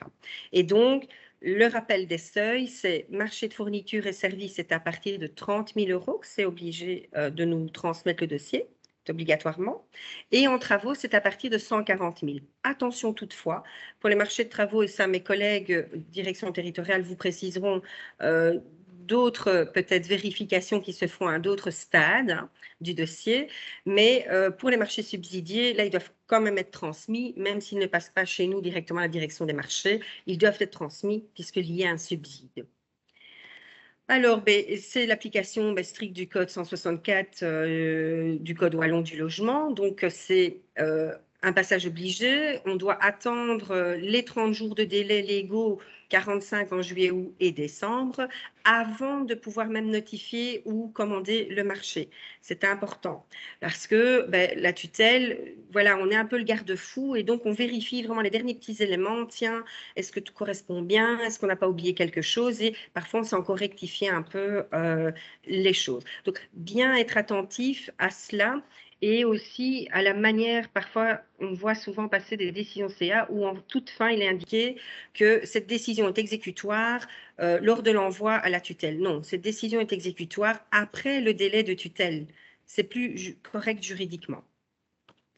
Alors, elle se fait en 2 phases, mais bon, voilà, il y a une partie direction des marchés, vous l'aurez compris, qui est vraiment l'aspect juridique, formel, administratif et voir les principes d'égalité de traitement et autres, et vraiment l'aspect technique et financier par rapport aux subsides pour principalement les marchés de travaux et d'auteurs de projets. Alors, s'en vient après l'information. Donc, avant même de pouvoir notifier et commander le marché, il y a une étape qui est importante et essentielle même au niveau des marchés européens, parce que sans cet envoi de ce courrier d'information, eh bien le délai de standstill, donc c'est-à-dire le délai d'attente obligatoire et imposé pour les marchés qui ont été publiés au jour, donc de manière européenne, eh bien ne court pas, tout simplement. Et donc, on s'est déjà vu avec des sociétés qui ont oublié d'envoyer tout simplement le courrier, que ça faisait déjà une semaine, et ils disent, je peux commander, avez-vous envoyé le courrier d'information? Ah non, vous devez l'envoyer, et puis seulement les 15 jours vont commencer à courir. Donc, être attentif, tiens, voilà, est-ce que simplement, maintenant, ça ne passera peut-être pas au CA, mais si vous avez écho, sachez que le courrier d'information doit être envoyé donc, par mail et par recommandé le jour même. Et en fonction si c'est un soumissionnaire qui a été écarté, non sélectionné ou qui n'a pas remporté le marché, eh bien, on envoie soit des extraits du rapport d'analyse et de la décision CA, ou alors on envoie l'entièreté de la décision CA dans un premier temps. Le rapport d'analyse, pas. Maintenant, il y a des SLSP qui le font, elles peuvent. Par contre, si on vous le demande, là, vous êtes dans l'obligation de le transmettre par la suite. Question de transparence et d'actes administratifs, bien évidemment, qui sont publics. Alors, maintenant, on a fait tout le marché, on a envoyé les courriers d'information, et bien enfin, on va pouvoir notifier, commander le marché. En toute logique, juridiquement, ce sont 2 courriers distincts, encore une fois, parce que la notification en elle-même, c'est dire, voilà, monsieur, vous notifie le marché, vous avez remporté le marché, ça conclut vraiment le contrat. C'est à partir de cette date-là, de ce courrier-là, que le marché court, que le calcul des répétitions, des reconductions court, que le calcul peut-être de la révision aussi court. Donc, il faut vraiment être à cheval là-dessus. Par contre, vous pouvez effectivement cumuler les deux. Donc, c'est-à-dire faire un courrier de notification commande. Donc, il faut bien indiquer les 2 termes et ça lie le contrat avec l'adjudicataire et en même temps, vous indiquez la date de commencement ou de l'exécution, fixer les premiers rendez-vous de début de chantier et autres. Par contre, elle doit contenir bien évidemment le montant d'offre qui a été vérifié et corrigé, parce qu'entre l'offre remise et le montant d'offre final, il y a tout un parcours, correction arithmétique, postomie et d'autres choses. Donc, il faut vraiment reprendre le montant d'offre. Alors, pour les marchés accord cadre, eh bien, s'il y avait plusieurs soumissionnaires, eh bien, vous dites le premier, le second, etc., et vous rappelez comment ça fonctionne, mais bien remettre aussi les montants et surtout indiquer que l'attribution se fait sur les prix unitaires remis dans l'offre. Et si un prix unitaire d'aventure a été corrigé, remettre peut-être en annexe le fichier Excel ou le format des prix unitaires qui ont été corrigés, rectifiés. C'est important parce que c'est vraiment, pour les accords cadres marché stock, c'est vraiment le prix unitaire qui est forfaitaire. Et dire pour un montant global indicatif ou montant plutôt maximal, n'oublions pas cette notion, budget maximal ou montant maximal, autant. Comme ça, il sait d'avance, voilà, moi je sais que j'aurai des commandes jusqu'au temps. Alors, comme je l'ai dit juste précédemment, si c'est un marché européen, le délai de 15 jours, il court quand? À partir du lendemain de l'envoi recommandé de ce fameux courrier d'information. Alors, je vais passer la parole à ma collègue, mais tout d'abord, je vais encore vous présenter un petit élément, donc l'exécution du marché. Je vais aller très rapidement dessus, sauf qu'on a eu une question sur le chat, et donc je vais un petit peu, ce n'est pas repris dessus, mais ça concerne le contrôle de l'exécution, les délais d'exécution. Je vais vous parler des PV de carence et des mesures d'office qu'on peut prendre en cas de grief, donc quand l'adjudicataire fait défaut, soit parce qu'il dépasse les délais, soit tout simplement il ne veut plus travailler, soit il travaille mal. Voilà. Donc, qu'est-ce qu'on fait au niveau de l'exécution? Eh bien, on fixe la date de commencement, donc ça c'est dans le courrier. On vérifie si le cautionnement a bien été fait. Donc, pour rappel, le cautionnement est obligatoire pour tous les marchés au-dessus de 50 000 € et les marchés de travaux en tout cas précisément. Vous pouvez y déroger, mais il faut le motiver clairement. Pour les marchés stock, si aucune commande ne va dépasser 50 000, on motive qu'aucune commande dépasse 50 000, donc pas de cautionnement. Attention que le cautionnement, c'est une garantie. Et croyez-moi, quand il y a des malfaçons ou d'autres choses, c'est pas mal d'avoir quand même le cautionnement et de pouvoir après se retourner dessus pour éponger un petit peu les malfaçons. On vérifie bien sûr l'assurance, la garantie décennale pour tout ce qui est marché de travaux et d'architecture. On vérifie les clauses sociales, OK, s'il y a le contrat, s'il a bien recherché déjà dès le début, s'il a déjà des pistes. Et le contrôle de l'exécution, des délais d'exécution, ça c'est on en plein dedans, pleine exécution. Et parfois, il arrive que malencontreusement, ça ne se passe pas très bien. Alors les outils, tout d'abord, il y a 3 outils possibles quand ça commence un petit peu à déraper. Il y a les amendes de retard qui sont prévues, il y a les pénalités et il y a les mesures d'office. Donc, j'ai fait crescendo. Alors, l'amende de retard et pénalité sont cumulatives. Elles s'actionnent à différents stades, mais ça, si les personnes ou la personne souhaite plus de détails, je vous invite à nous envoyer vraiment un petit mail ou à contacter la direction des marchés et on approfondira vraiment avec vous cet aspect et voir qu'est-ce qu'on peut mettre en place. Ou alors, plus simplement, prendre référence aussi avec l'inspecteur immobilier qui est vraiment en plein dans l'exécution et épaule les SLSP lors de l'exécution et sur chantier aussi. Hein. Alors, les mesures d'office, comment les actionner? Donc ça, c'est vraiment le dernier stade, le degré le plus important. Il faut faire des PV de carence. Alors, les PV de carence, c'est quoi? C'est une dénonciation officielle que ça ne va pas. Donc, on l'a dit, on l'a écrit dans le journal des travaux, ça ne suffit pas. C'est pas parce que c'est écrit dans le journal des travaux ou qu'on a envoyé un mail que c'est un PV de carence. Un PV de carence, il y a certaines formes. On doit envoyer un courrier recommandé en annonçant que voilà, en annexe, vous trouverez un PV de carence. Ce PV de carence doit être de nouveau motivé en fait, en droit. Donc en fait, c'est facile, c'est ce qui ne va pas, on dénonce, on calcule. En droit, il y a un article. Je vous rassure, sur le site internet de la SUL, dans les modèles de documents, il y a les modèles de PV de carence, premier, deuxième, troisième. Pourquoi je parle de 3 PV de carence? Parce que pour pouvoir actionner des mesures d'office, il faut au minimum 2 PV de carence, en tout cas pour les marchés de travaux, parce que chaque PV de carence donne lieu par après à une demande de rectification, donne la possibilité aussi de se défendre à l'adjudicataire. S'il ne répond pas, ne réagit pas, eh bien on renvoie encore un PV de carence, et ainsi de suite jusqu'au troisième. En annonçant dans le deuxième que le troisième qui va suivre, ce sera pour un peu actionner la mesure d'office. Alors la mesure d'office, il y en a 3. De nouveau, je vais vous en parler crescendo très rapidement. Il y a dire voilà, on prend la mesure d'office, vous arrêtez de travailler sur le chantier, mais on va continuer en régie. Donc, tous les stocks qui sont là, etc., on travaille en régie, avec nos propres ouvriers, en interne. Première possibilité. Deuxième possibilité, un marché pour compte.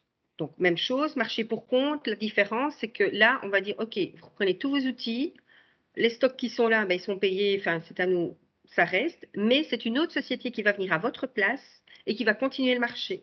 Vous ne serez plus payé, mais si c'est plus cher, on vous reportera le surplus.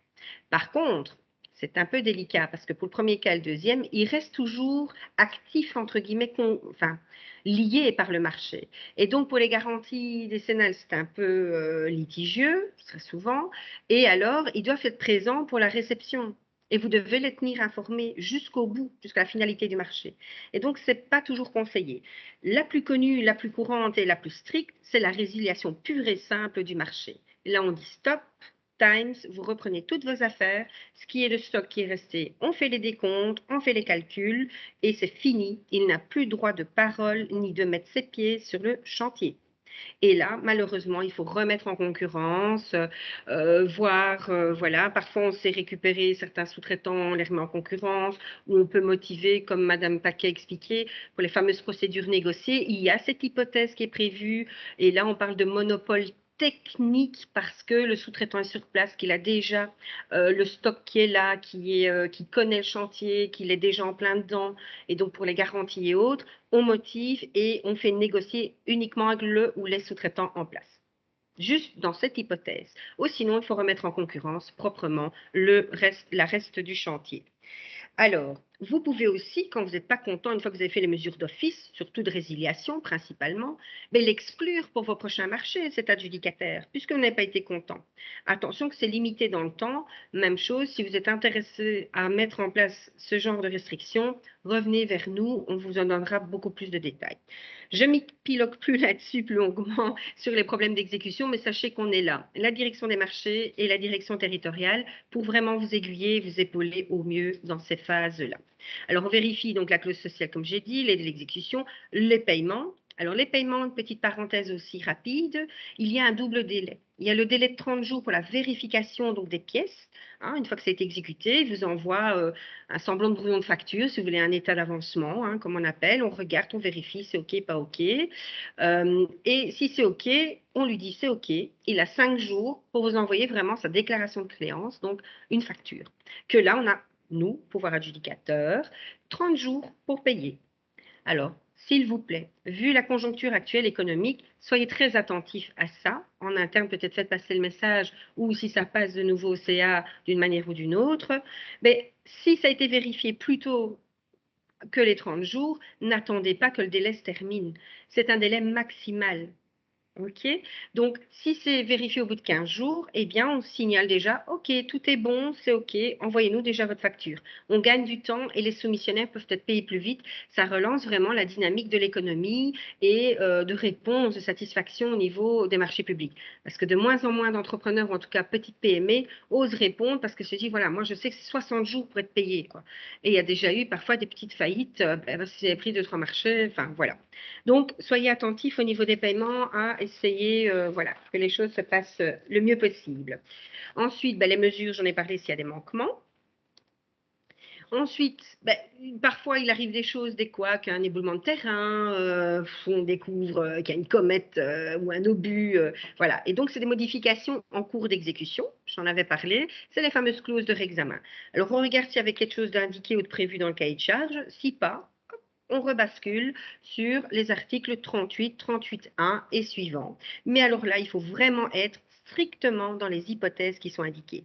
Et donc, la motivation en fait doit vraiment coller, donc la situation qu'on a découverte doit coller avec l'article qu'on va choisir en droit.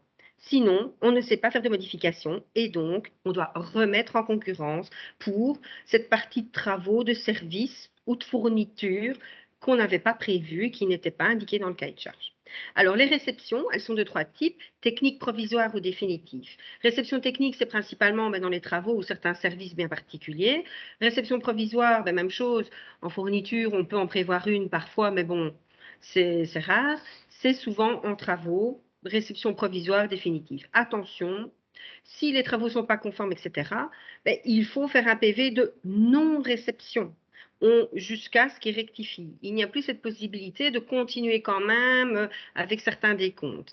Si les travaux sont retardés, là par contre, il y a toujours un décompte qui existe, ces fameux D9. Et tout ce qui est modification, c'est le D5. Ce sont de nouveau des modèles qui sont annexés au modèle cahier de charges travaux SUL. Alors, on fait le décompte final, on paye le solde, tout se passe bien et on libère le cautionnement. Alors, le cautionnement peut être libéré de deux manières, soit entièrement tout à la fin, soit si on l'a prévu dans le cahier de charges, de libérer en deux temps. Une première partie à la réception provisoire et puis la dernière partie tout à la fin du marché. Et cette fois-ci, je laisse la parole à ma collègue qui va terminer cette présentation avec les deux derniers points. Je vous remercie, à tout à l'heure. Voilà, et donc moi je vais terminer donc, avec un zoom sur les différents outils qui sont à votre disposition. Donc, moi, je vous conseille en tout cas de toujours que ça soit disponible au sein des CLSP. C'est un échéancier de tous les marchés qui sont passés avec la date de commencement, la date de fin des marchés, parce qu'un marché public peut parfois prendre du temps lors de la passation. Et donc, c'est toujours bien de pouvoir s'y prendre suffisamment à l'avance pour ne pas se retrouver sans marché. L'échéancier va vous permettre de déceler aussi si des commandes récurrentes sont passées dans un laps de temps d'un an, par exemple, et que ça peut dépasser certains seuils de publication. Donc, par exemple, si le montant des commandes récurrentes dépasse les 30 000 euros, les 140 000 euros, donc ça pourra attirer votre attention sur le fait qu'il faut peut-être penser à globaliser. Alors, au niveau du deuxième outil, vous verrez aussi que sur le site internet de la SUL, il y a différents modèles de CSC, il y a des modèles de PV de carence aussi, il y a des modèles d'information aux soumissionnaires. Donc voilà, vous pourrez trouver toute une série de modèles sur notre site internet. Et alors, nous sommes toujours à votre disposition dans le cas de questions. Donc, voilà, la direction peut toujours répondre à toutes les questions que vous vous poseriez dans le cadre de la passation des marchés ou dans le cadre de l'exécution des marchés publics.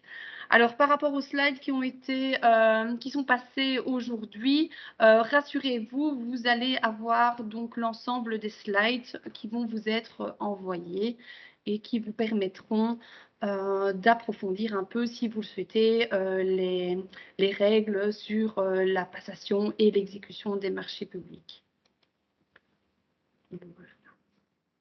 Alors, je vais faire un dernier petit résumé des points d'attention. Donc, au niveau de la ligne du temps.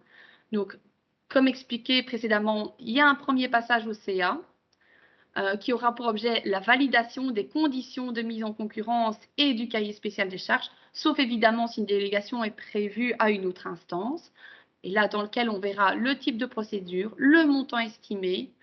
Le montant estimé comprendra tout, donc tous les lots, les reconductions, les tranches, les variantes, les options et le budget qui est disponible.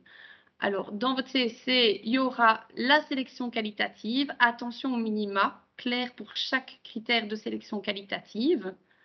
Donc ça, il faudra être attentif parce que c'est vrai qu'on reçoit encore pas mal de cahiers spéciaux des charges dans lesquels les minima ne sont pas indiqués et les modalités de dépôt des offres, ainsi que la procédure choisie, si elle est électronique ou pas, sachant que la procédure électronique est obligatoire dès qu'un avis est publié.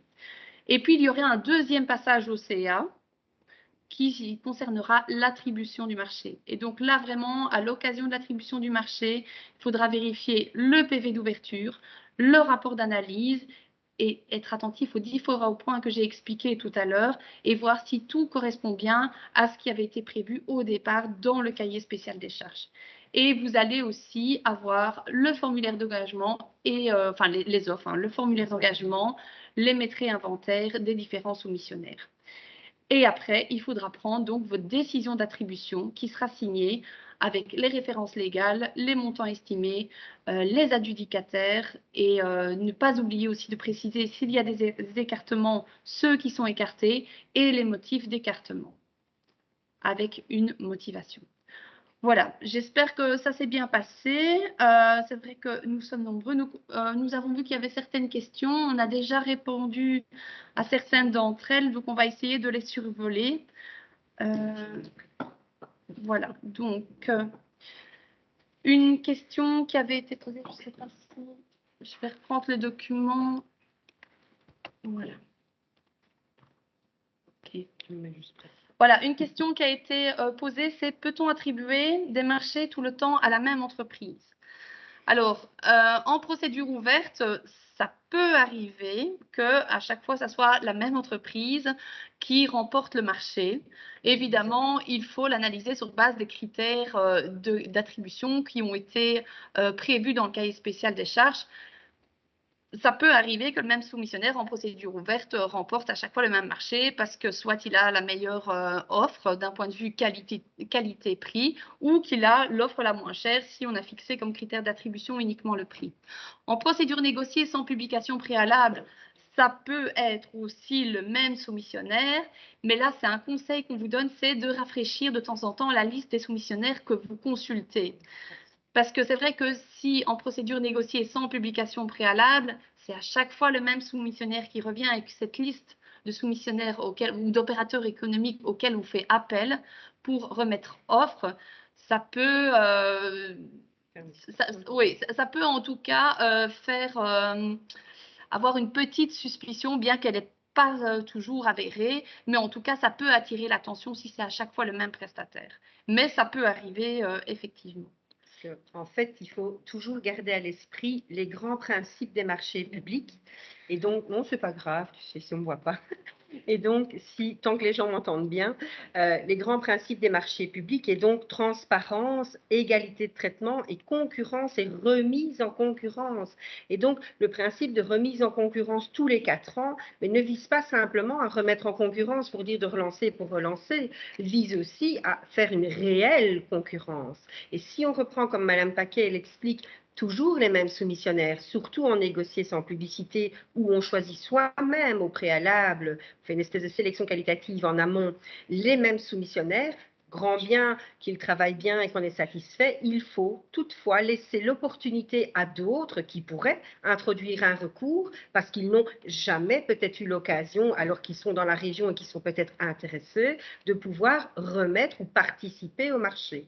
Même chose, toujours bien être attentif aux motivations de sélection. Si ce n'est que le prix, c'est moins discutable, c'est une règle de 3 dans la plupart du temps. Mais quand c'est des multicritères, bien veiller à la motivation de vos différents critères, méthodologies ou autres, pour qu'il n'y ait réellement aucune suspicion que volontairement ou involontairement, très souvent, on souhaite garder le même parce qu'on a tendance à dire on le connaît, il travaille bien, ça fait des années qu'il est avec nous. C'est interdit. D'ailleurs, il y a eu des arrêts de Conseil d'État qui disaient on ne peut motiver la qualité d'une offre sur des expériences passées au niveau de la motivation des critères d'attribution, je parle. Pas en sélection qualitative où on demande justement l'expérience. Mais là, même chose, on ne peut pas dire, oui, je sais qu'il a 10 ans et qu'il ne vous l'a pas noté dans les documents. C'est différent. Il faut que ça apparaisse et il faut qu'il en apporte la preuve. Donc, bien distinguer, toujours bien motivé et être le plus objectif et le plus transparent possible et égalitaire surtout. Voilà. Alors, une autre question dans le cadre... Oui, voilà, une autre question dans le cadre de l'accord cadre. Il a été demandé, tiens, est-ce qu'on peut choisir ou pas le soumissionnaire ou voilà. Donc, ça dépend. L'accord cadre, il peut être fait soit avec une remise en concurrence, et cette remise en concurrence sera expliquée dans les documents à la base. Donc, on va expliquer comment les soumissionnaires, dans le cadre de l'accord cadre, enfin, les adjudicataires, pardon, dans le cadre de l'accord cadre, vont être remis en concurrence. Mais ça peut être aussi sur base d'un système en cascade. Et donc là, il n'y aura pas de remise en concurrence. Donc, tout dépend de ce que vous avez prévu dans le cahier spécial des charges, avec remise en concurrence ou sans remise en concurrence. Maintenant, on ne peut pas choisir celui que l'on désire de manière tout à fait aléatoire. Comme ça, il faut que tout soit encadré dans le cahier spécial des charges à la base. Ça reste un marché, donc tous vos critères de sélection et d'attribution restent d'application pour chacun, si ce n'est à la différence, si vous dites j'ai plusieurs adjudicataires et j'en prends 3 par exemple au maximum. Le premier, je le prends pour les 20 premières commandes, le deuxième pour les 20 suivantes et le troisième pour les 20 suivantes et je recommence cette cascade. Ou dire je prends le premier, si il n'est pas disponible ou n'en a plus, je passe au second, etc., etc.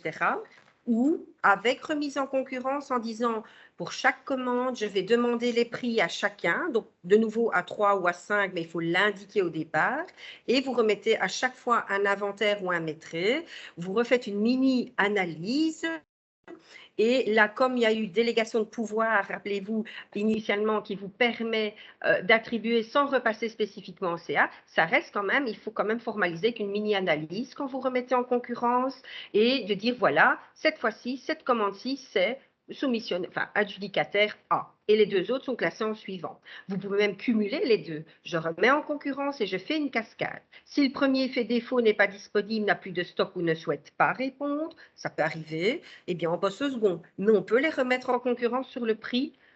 Généralement, c'est le prix ou le délai. Mais il faut, comme Mme Paquet l'a annoncé, l'écrire au préalable dans le cahier de charge, de nouveau, égalité de traitement, transparence, pour pouvoir les comparer valablement et savoir comment va fonctionner. Alors, une autre question. Qu'en est-il des limites pour la sous-traitance? Donc, la loi a fixé une limite dans le cadre de la sous-traitance, mais qui est plutôt de haut en bas. Et donc, un adjudicataire peut sous-traiter et son sous-traitant peut également sous-traiter, mais on ne pourra pas aller au-delà. Par contre, oui, pour les marchés de travaux. Par contre, on ne peut pas interdire la sous-traitance parce que le soumissionnaire, l'adjudicataire peut sous-traiter une partie de ses travaux. Ce qu'on a déjà vu, oui, la partie ou même la totalité. On a déjà vu dans certains cahiers spéciaux des charges, et ça me semble valable, qu'il y avait un petit article qui disait, ben voilà, la sous-traitance est de toute façon pas interdite, mais on aimerait bien que l'entrepreneur principal se charge, par exemple, du gros œuvre. Ça, c'est quelque chose, c'est peut-être des astuces qui ont été mises pour mettre une limitation. Mais au niveau réglementaire, la seule limite qu'il y a, c'est vraiment de haut en bas. Donc, il y a deux stades et puis on ne pourra pas aller au-delà. Je rebondis, effectivement, il y a un arrêt, même 2 arrêts du Conseil d'État où, et on le faisait à l'époque, on conseillait aussi il y a quelques années, de mettre un pourcentage de limite. Mais même ça a été cassé au Conseil d'État parce qu'il expliquait qu'un pourcentage n'est pas quelque chose de clair et univoque. Et en marché public, on doit être le plus clair et univoque que possible, qu'il n'y ait pas de discussion. Et donc, il a dit, on ne peut dire que X% du marché doit obligatoirement être fait par l'adjudicataire, mais par contre, on peut, comme Mme Paquet vient de souligner, dire que la sous-traitance, le gros œuvre, peut et doit être exécuté par l'adjudicataire parce qu'il y a une garantie décennale ou d'autres, mais voilà, avec une petite motivation, dire telle partie, c'est l'adjudicataire obligatoirement. Le reste peut être sous-traité. Et ça, c'est toléré par extrapolation du fait que ce n'est pas un pourcentage. Et donc, on limite, on peut, mais on n'interdit pas. Alors, une question suivante. Le CA peut-il, dans certains cas, donner une délégation de pouvoir au bureau exécutif en matière de marché public? Bien évidemment. Donc, ça fait partie un peu de la popote interne de la SLSP. Si des délégations de pouvoir sont prévues, ben, il n'y a pas de souci. Alors, question suivante. Lorsque l'on souhaite vendre un terrain appartenant à la société, doit-on passer par un marché public? Devons-nous en faire la publicité? Faut-il un accord préalable de la SWL? Donc, pour la vente tout ce qui concerne l'immobilier, donc les ventes immobilières, etc., normalement, ce n'est pas soumis à la loi sur les marchés publics. C'est pareil pour l'achat aussi, du moment que des prescriptions techniques n'ont pas été indiquées par vous. Mais bon, ça, si vous avez cette situation-là, je vous conseille quand même de revenir vers nos services pour être sûr que ça ne rentre pas dans le cadre de la loi sur les marchés publics. Mais donc, voilà, au niveau des ventes et achats immobiliers, en principe, je dis bien en principe, ça ne rentre pas dans la loi des marchés publics. Alors, question suivante. Lorsque nous choisissons comme unique critère le prix, ne prenons-nous pas le risque de favoriser le recours à de la main-d'œuvre étrangère moins bien payée? Comment être certain de l'égalité de traitement de tous les travailleurs? Alors, je pense qu'une des choses qui peut être mise en œuvre pour déceler ce genre de choses, c'est l'analyse des prix. C'est dans le cadre de l'analyse des prix. Donc, si vous voyez que des postes ont des prix à ce point dérisoires, alors vous devez l'interroger. Quand vous l'interrogez, vous devez leur poser la question, est-ce que vous respectez le droit du travail, le droit social, et apporter les preuves par rapport à ça. Et donc ça peut être une arme pour essayer de déceler la main-d'œuvre étrangère.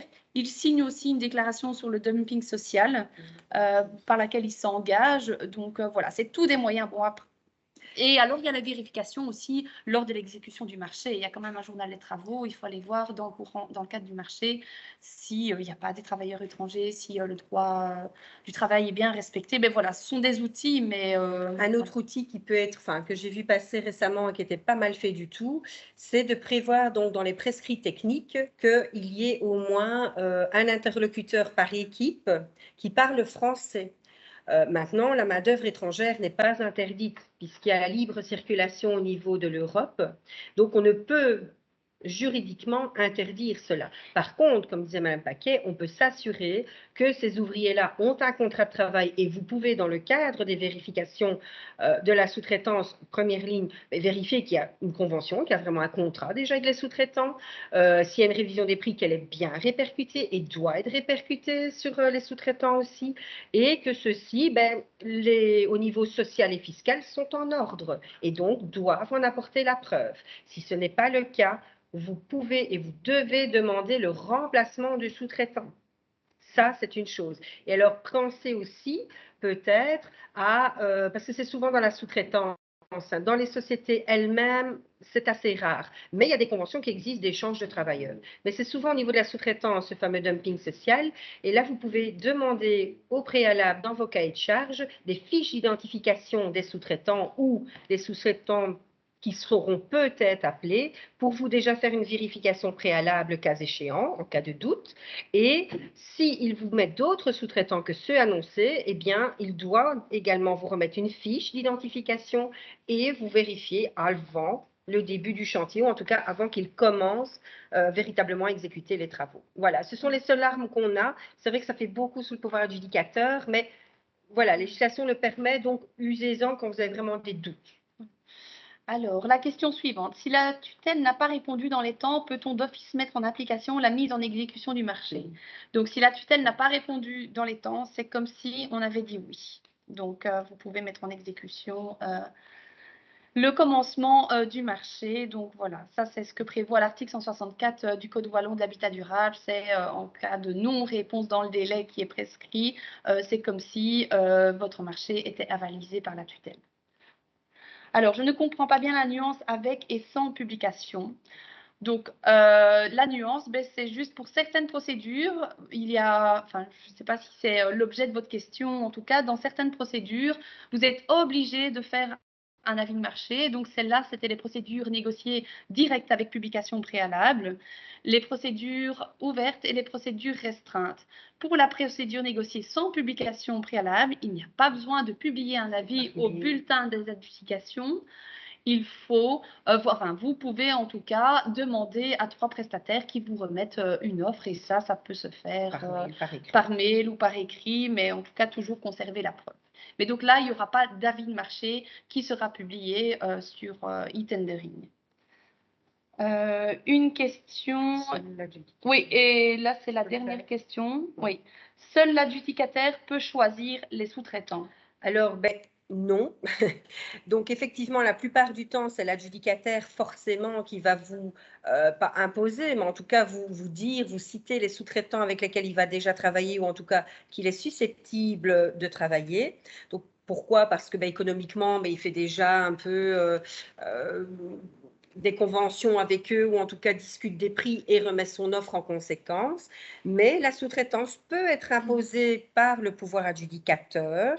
Attention toutefois que dans ce cas-là, il y a 2 risques. De un, que certains soumissionnaires ne s'entendent pas avec le sous-traitant que vous souhaitez mettre en place et risquent de gonfler leur prix.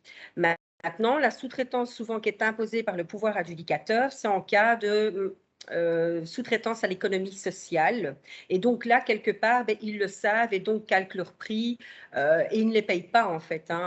C'est compris dans le marché, si vous voulez, cette enveloppe budgétaire de clause sociale. Mais vous pourriez effectivement, imposer un sous-traitant, attention que du coup la charge de vérification qui soit bien en ordre, etc., revient au pouvoir adjudicateur dans ce cas-là.